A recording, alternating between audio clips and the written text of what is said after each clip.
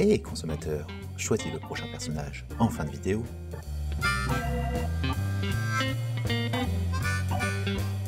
Héroïne aussi puissante que mystérieuse, connue en grande partie grâce à la série des années 2000 et on la retrouve plus récemment dans la série Netflix dont la popularité ne fera que croître au fil du temps jusqu'à apparaître dans le jeu Fortnite. Bienvenue au Comics Café consommateur de pop culture. Aujourd'hui, nous traiterons des origines dans les comics de Raven.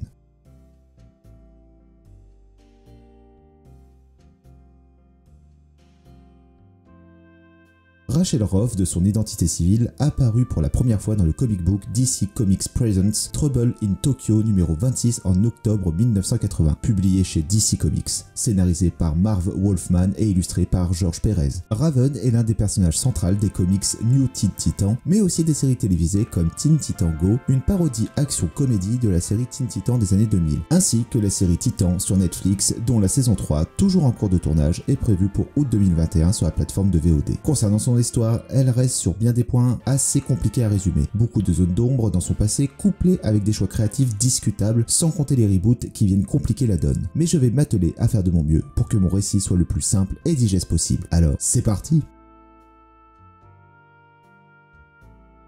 Née sur Azarat, une dimension parallèle à la Terre et fruit de l'union forcée entre une mère humaine et de Trigon, l'un des plus puissants démons de l'univers d'ici, elle fut abandonnée par sa mère mais élevée par Azar, la grande prêtresse d'Azarat, qui apprit à la jeune demi-démone à contrôler ses émotions et ses pouvoirs de peur que son potentiel de destruction démoniaque ne se retourne contre elle. Raven arriva alors à l'adolescence et découvrit tantôt que Trigon prévoyait d'envahir la Terre. Jurant de le stopper par tous les moyens, elle demanda l'aide de la Justice League. Zatanna perçut la part démoniaque tapis en elle, convainquant ainsi la plus grande équipe de héros de la Terre de ne pas lui prêter main forte. Au pied du mur, Raven aidera à la formation des nouveaux titans pour combattre le démon Trigon. L'équipe finit par vaincre le démon en l'enfermant dans une prison dimensionnelle, mais afin de le garder sous cloche, elle doit garder parfaitement le contrôle de ses émotions et exige une très grande concentration. Petit à petit, l'influence de Trigon prit de plus en plus l'ascension sur la jeune adolescente qui perdra le contrôle d'elle à plusieurs reprises. Mais le choc qui déclenchera une succession d'événements fâcheux, c'est quand elle sut que son père comptait l'exploiter pour éliminer les titans et dominer notre chère planète bleue, provoquant au passage la chute de la cité d'Azarat. Ce qui obligea l'équipe des jeunes titans à affronter Raven et à l'éliminer, ce qui donna l'opportunité aux âmes d'Azarat d'investir l'enveloppe charnelle de Raven pour affronter Trigon et le vaincre. Après cet épisode, Raven, présumée morte, revint à la vie émergeant des cendres de la bataille, débarrassée de l'influence de son père. Par la suite, elle s'entichera dans un premier temps du méchant Blood,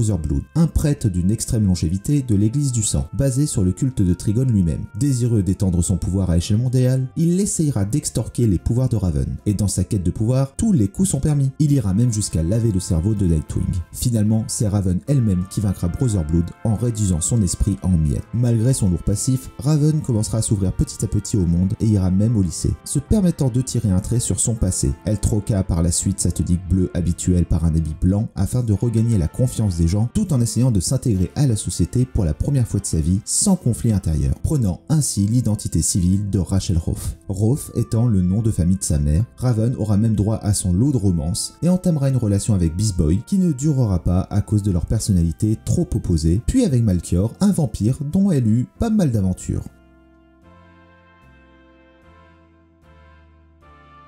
Raven, de par ses origines, possède bon nombre de pouvoirs. Il faut savoir que c'est une empathe, mais qu'est-ce donc, me direz-vous? Concrètement, elle absorbe les émotions des personnes qu'elle côtoie, lui permettant de ressentir la même chose qu'eux. Mais ce pouvoir ne s'arrête pas ici. En absorbant la douleur de quelqu'un, elle peut l'aider à se rétablir beaucoup plus vite. Due à l'influence de Trigon, elle peut voler, utiliser son âme comme vaisseau astral qui prend généralement la forme d'une ombre ou d'un corbeau, pouvant se déplacer rapidement ou déplacer les gens et les choses dans d'autres lieux, voire des dimensions différentes. Ça lui sert aussi de bouclier. Grâce à son éducation au sein de la communauté d'Azarat, elle maîtrise plusieurs magies et sortilèges. Pas spécialement douée au corps à corps, mais en même temps, avec de tels pouvoirs, pourquoi chercher la confrontation directe?